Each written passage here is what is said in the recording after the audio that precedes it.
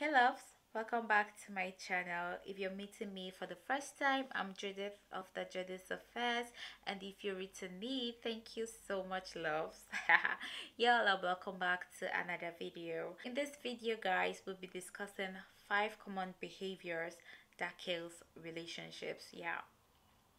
If it's something you're interested in, you will want to stay right there and keep watching. Relationship is a beautiful union between two loving people. And I want you to know it is also really okay to feel scared of not going into any relationship because you feel you won't be good enough for the other person. I want you to know that anyone that will love you despite your flaws. Being aware of your behavior, another important thing you should keep in mind while going into a healthy relationship. So guys, let's discuss some of the bad things that kills a relationship. Number one is angrily reacting to criticism. Sometimes we feel need to criticize people we spend time with. Yeah, it's normal, okay? I could be like not really criticize some other in other terms when you're really used to the person. Now this kind one it's called see finish. So in case yeah, you've heard of see finish, this is it. So because you're really used to the person, even if you're correcting the person, it sounds like you are criticizing this person. And then you should know that criticism doesn't really mean that you do not like the person 100%, but then let's be honest to ourselves, you cannot even like someone 100%, okay? Because there are some things that the other person will do that you don't like, and then there's some things that you do the other person doesn't like. So how do you talk about it? So chances are your partner will criticize you. You will criticize your partner. And then the way you handle that criticism is way to healthy relationships. Trust me. Are you a kind of person that gives a silent treatment? Or you get angry and yell at them? But then I want you to know that whichever action you decide to take, you should know that you're passing on information to your partner. If you give them a silent treatment, you're passing on information to them. If you yell, you're also passing on information to them. Negative informations. Don't get me wrong, yeah, but negative informations to me. And you, to me, I feel you should be you're passing on information of which you're not even ready for an open communications with your partner. So instead of getting angry and reacting badly, yelling, shouting, screaming, blabbing, why not calm down, communicate with your partner to know the reason why they said those things about you. It's as easy, as that.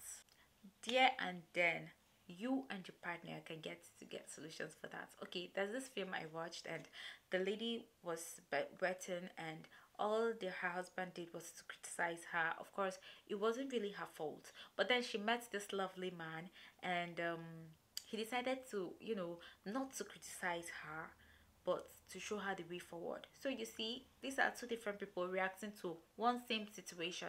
At the end, she got what she wanted. She got her healing, she got a good man by her. So the way you angrily react to your partner determines a healthy relationship. Whether you're ready to keep a healthy relationship or you want to be toxic.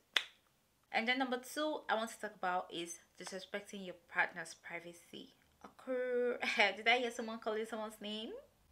So I want you to know that even I feel like resting my hands here, but then I want you to know that even in a relationship, you're still an individual, right? And as an individual, you still want to have your own private space. Forget you're being married, though. Yeah, you married your best friend. Don't get me wrong, you married your best friend, but there are times that you want to be alone. Sometimes your partner wants to be alone. Even I feel sometimes your partner must not necessarily tell you I want to be alone, or yeah, I want to have a private time with myself. Sometimes their reactions will boldly tell you that is if you know how to read your partner, or if you know your partner too well. No be see finish out, but you're supposed to know, yeah. Or sometimes you'll be like, no, have your time, have your moment, yeah. So it happens to everyone. It happens to everyone. So everyone wants to have their own time, their own private time, their own privacy, you know. Yeah. So in as much as you deserve your own privacy, don't forget that your partner deserves his own space too, his own private space as well. you should be aware that problems can arise if you overstep your boundaries. That's it. Me on my private space, if you overstep, it's over for you. It's over for you. For example, yeah, if your partner doesn't want you to go through his phone, you don't have to. That's his own personal space. You don't have to. So once you do, you're overstepping your boundaries, and you're therefore calling problem. You're therefore calling fights. You're therefore calling all manner of unhealthy things to your relationship. You might make that space feel so suffocated for him. He might not be, your partner might be very, very uncomfortable. In fact, not might, will be very uncomfortable in that very space. You don't have to make your partner feel so sophisticated that makes them loses their sense of individuality. That is really, really wrong. It's bad. Don't be a bully. They could feel like you're controlling them and making them feel unhappy in that relationship. So it has to stop. If your partner says, "This is my private space, please don't interrupt, don't, you know, please don't," whatever. And number three, of which I'll be talking about, is you have to bring yourself down. So I want you to know, yeah, even if you have the most loving partner on your side, the most loving, caring, romantic, blah blah blah partner on your side, it is so very okay to sometimes feel insecure. Yeah, I said it. It is so okay to sometimes feel so insecure. I want you to know it happens to everyone. So it's not as if it's just you, or maybe something is doing you, or something is wrong with you. No, it happens to everyone. See, nobody on this world, in this earth, can tell me that they don't feel insecure in their relationship at one or two times, or I don't know, but it happens. But the thing is, if you constantly feel insecure and you bring yourself down in front of your partner, you could unintentionally push them away in a situation whereby they might feel that they cannot help you with your self-image. This will bring them in a situation where they might be annoyed and frustrated because they feel they cannot help you with your self-image. And that's, my dear, it's a damage. Insecurity could lead to jealousy over analyzing your partner's worth. It could ruin the both of you and damage your relationship. So stop it. Number four is what I've titled giving ultimatum. You know, sometimes giving ultimatum is the only option you're left with to get the desired outcome or change someone's bad behavior. So if you're given a chance, are you going to change your partner's bad behavior? Or what are you going to do? Let me not say the other option. What are you just going to do? Let me say, for example, if your partner's behavior is putting you into a dangerous situation, you, my dear, you're trying to manipulate the person into doing what you want them to. And you may sound like, if you go out with so and so person again, I will leave you. I'm leaving this relationship. I'm leaving this marriage. If you do this, if you make call with this person again, it's over for you. It's over for us. if you have anything to do with so and so person, okay, I don't want you to be friends with so and so person. Once you're friends with them, I'm leaving this relationship. And with that, you're putting them in a very, very tight position, tight situation where they can't even make a choice for themselves, because the other relationship might as well be important to them as well, just as you are important to them. So with this, they're only trying, they can't even make a decision for themselves. They can't decide, they can't choose for themselves. You might just put them in a position where all they want to do is try to please you, of which is really wrong. One, it could affect their self-esteem.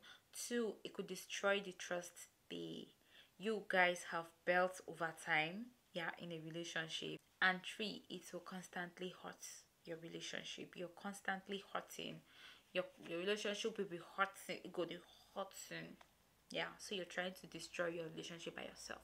Number five, which is the last. Is it the last? Yeah, number five, the last but not the least. The last, okay, is what I captioned as giving the silence treatment. But then it is okay to spend time alone. It is okay to want to be alone after a heated argument between you and your partner. It is okay to want to have your own space, to want to be in your space alone, to want to have a private time yourself, like take yourself out, just move around. It is okay with that. It is okay to say you just want to be alone and you want to clear your mind before you can figure out what to do, or before you can figure out what to say to your partner. It is so very okay. But then, my loves, I want you to know that this very one is different from giving the silence treatment. Agree? Agree? You are refusing to talk about whatsoever that may have occurred, ignoring your partner and not communicating. This could make your partner hurt, confused, and unloved. Yeah, they will definitely feel unloved. Unless you learn to communicate properly and learn to talk about every situation with your partner, learn to come out open, learn to be open minded, learn to talk whatever it is that must have gotten you into that situation so you guys can sort things out together. Alright, guys, so if you've come to this point, this is where we'll be saying goodbye to this very chapter. And thank you so much, guys, for watching this video. At this point, if you've not subscribed, you guys subscribe. Thank you for doing all the spicy things to my channel, my loves. I love you guys so very much, so freaking much. I love you guys so freaking much. Alright, you guys, I'll see you again in my another video. For now, bye. Mwah.